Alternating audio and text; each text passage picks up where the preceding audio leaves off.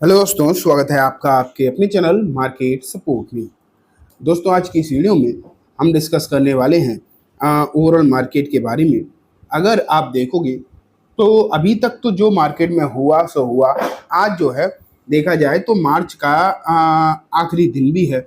अब अब अगर कल से मार्केट जब स्टार्ट होगा, बेसिकली अगर मैं आपको बताऊं तो कल ईद भी है मेरे ख्याल से।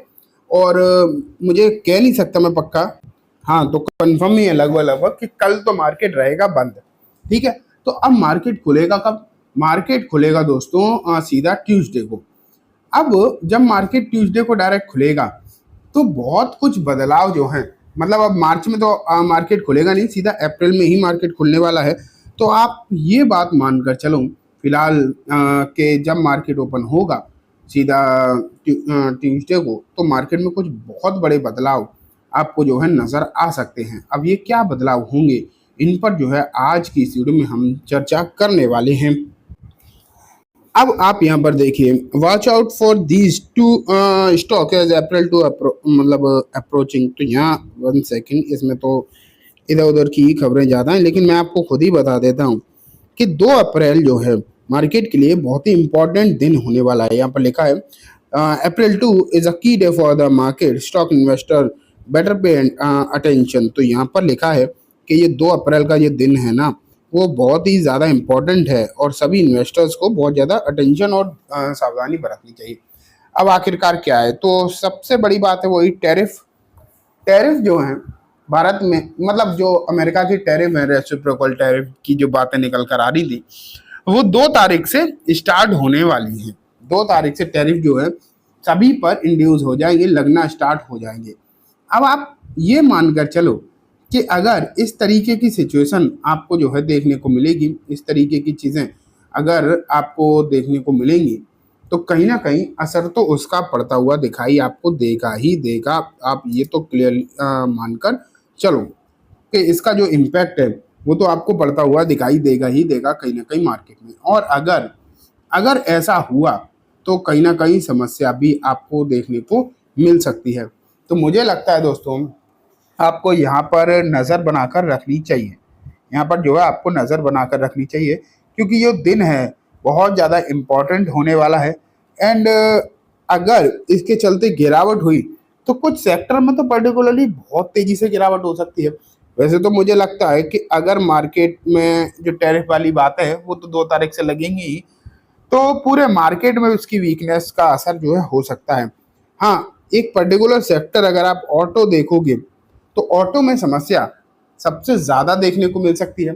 इस बात के पूरे पूरे चांसेस हैं कि सबसे ज़्यादा प्रॉब्लम तो आपको जो है ऑटो में ही देखने को मिलेगी। लेकिन ओवरऑल मार्केट में भी इसका जो है कहीं ना कहीं असर पड़ता हुआ दिखाई देगा। इस बात के भी जो चांसेस हैं वो बहुत ही ज़्यादा नज़र आ रहे हैं। तो अब आपको यहाँ पर बहुत ज़्यादा सावधानी बरतनी चाहिए, बहुत ज़्यादा सतर्क हो जाना चाहिए मेरे ख्याल से। तो मुझे जो लगता है वो मैं आपको फिलहाल के समय पर बता रहा हूँ। ठीक है। अब आप यही सोचोगे कि चलो मान लेते हैं ऑटो सेक्टर में तो समझ में आता है, लेकिन और दूसरे सेक्टर, मैंने कल की वीडियो में भी आपको बताया था, भारत में ना सबसे ज़्यादा कोई चीज़ एक्सपोर्ट अगर भारत से करी जाती है तो वो करी जाती है फार्मास्यूटिकल, मतलब मेडिसिन। आप ये मान के चलो मेडिसिन जो है सबसे ज़्यादा एक्सपोर्ट करता है भारत।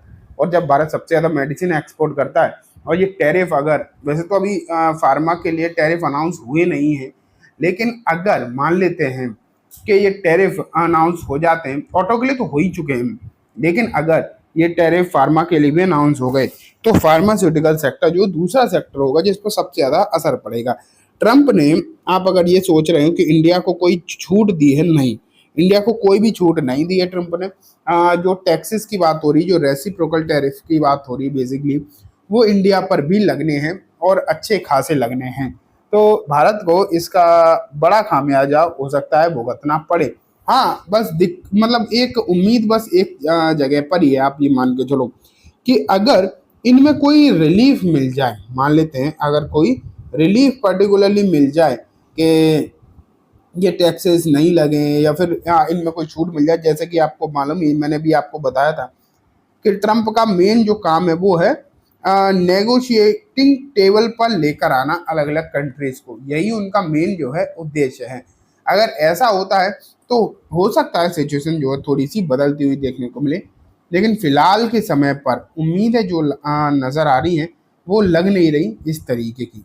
ठीक है, तो अब आप ये मानकर चलो कि 2 अप्रैल का जो दिन है वो बहुत ज़्यादा डिसाइसिव रहेगा और मतलब भले बड़ी जो है गिरावट भी हो सकती है।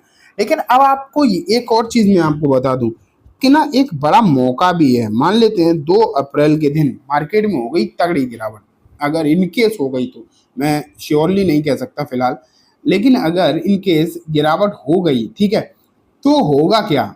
तो होगा क्या, सिचुएशन जिस तरीके की देखने को मिलेगी, हो सकता है पॉसिबिलिटीज हैं इस बात की कि अच्छे मौके आपको मिल जाएं, तेजी के अच्छे मौके, मतलब गिरावट में अच्छे मौके मिल जाएं एंड स्पेशली खरीदारी के अच्छे मौके मिले। और अगर ऐसा हो गया तो मेरे हिसाब से आपको कुछ पर्टिकुलर कंपनीज को ध्यान में रखना चाहिए। अब आप सोच रहे हो कौन सी कंपनीज हैं? कंपनीज तो दोस्तों आपको खुद ही डिसाइड करनी पड़ेगी, मैं तो आपको बता नहीं सकता एज पर सेबी रूल। मैं तो आपको ये नहीं कह सकता कि ये कंपनी का शेयर खरीद लो या फिर ये कंपनी का शेयर खरीद लो, ये तो फिलहाल मैं डेफिनेटली नहीं खरीद सकता। लेकिन मैं इतना ज़रूर कह सकता हूँ कि अगर आप अच्छे क्वालिटी के फंडामेंटली स्ट्रॉन्ग शेयर और स्पेशली जो ज़्यादा गिर जाए, जैसे ऑटो में कुछ शेयर्स ऑलरेडी अच्छे खासे डाउन हैं और मान लेते हैं उसमें और गिरावट आपको देखने को मिल जाए, मान लेते हैं, तो सिचुएशन जो है आपके लिए कहीं ना कहीं ऐसी देखने को मिल सकती है कि खरीदारी वाली, मतलब आप जो है जिसमें खरीदारी करना चाहें तो कर सकते हैं बेसिकली। लेकिन फिर से मैं यही कहूँगा कि आपको ना थोड़ा सा ध्यान देना चाहिए, थोड़ी सी जो है सतर्कता बरतनी चाहिए। और अगर खरीदारी करते भी हो तो ऐसा मत कर देना कि एक झटके में आप जो है बहुत सारा शेयर जो है उठा लो।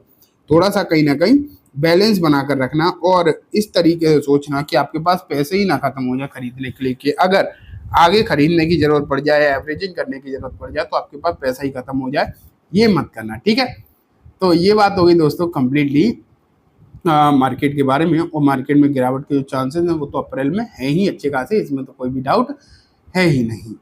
ठीक है, तो चलो दोस्तों आज की इस वीडियो में बस इतना ही। उम्मीद है वीडियो पसंद आई होगी। वीडियो अच्छी लगी हो तो इसे लाइक करना, चैनल को भी ज़रूर सब्सक्राइब करना, जाते जाते बेल आइकन दबाना, जिससे कि जब भी मैं कोई नई वीडियो डालूँ आपके पास नोटिफिकेशन सबसे पहले आ जाए। एंड दोस्तों ये वीडियो सिर्फ और सिर्फ एजुकेशन एंड इन्फॉर्मेशन पर्पज से है, तो इसे किसी भी तरीके की बाइंग सेलिंग के रिकमेंडेशन के तौर पर बिल्कुल भी ना देखें। थैंक